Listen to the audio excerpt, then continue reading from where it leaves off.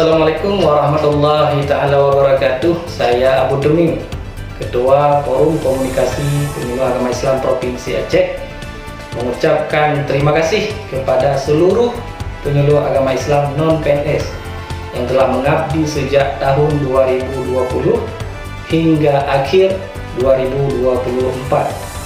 Kami menyaksikan, kami yakin dan percaya kontribusi, dedikasi, dan kiprah penyuluh agama Islam non-PNS telah mengubah atmosfer penyuluh agama Islam di Kementerian Agama.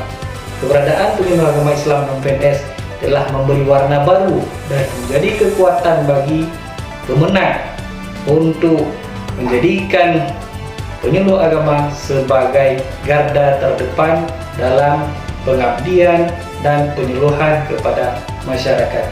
Dengan demikian, penyuluh agama Islam non-PNS sangat layak, sangat patut diapresiasi dengan peningkatan status sebagai ASN dengan berbagai formasi yang telah disediakan. Selamat bertugas dan mudah-mudahan semua penyuluh agama Islam non-PNS menjadi ASN dengan tupoksi yang sesuai.